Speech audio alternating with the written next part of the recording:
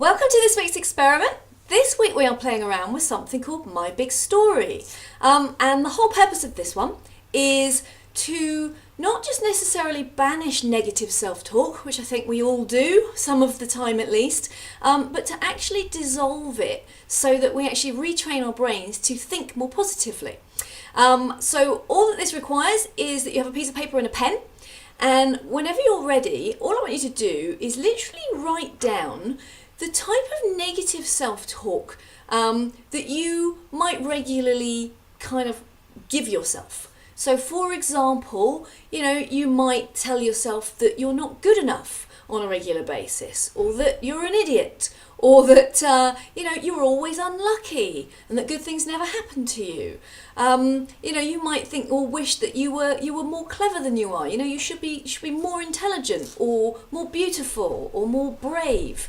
So whatever it is that is a kind of typical incessant kind of chat in your head on a regular basis, just pause this video for a moment and write down at least one, and more if you have them, doesn't matter how many, of the types of things that you tell yourself pretty regularly.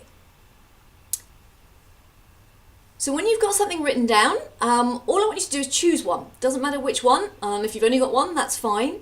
And the exercise itself is based on something called The Work by a lady called Byron Katie. And it's all about challenging your own mind's thinking to help retrain your brain and actually see the world in a different way and think in a way that actually serves you better. So taking your statement, whatever it is, whichever one you've chosen, I want you to switch it around to the complete opposite. So for example, if you had I am not good enough as your example, and that's what you tell yourself a lot of the time, that statement becomes I am good enough. If your statement is I'm not clever enough, it will become I am clever enough.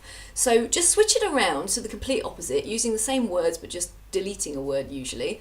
And when you've got your new statement, I'm going to challenge you for the next few minutes to write down 3 specific examples or proof points where your new statement could be true or truer than the original.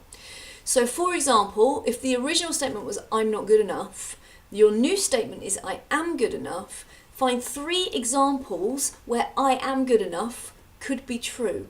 So you're challenging your brain on this. Your mind is going to hate it, but just thank it for its concern and have a go anyway.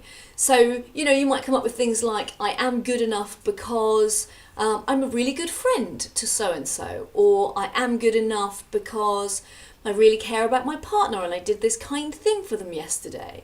These things, the examples you come up with can be really tiny. They don't have to be huge, great big things, as long as you come up with something and make it as specific as you can, because that will actually help.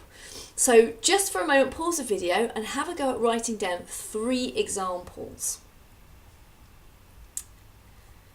Now when you're done, what you've actually just done in challenging your own mind's thinking is create a new neural pathway in your brain physiologically.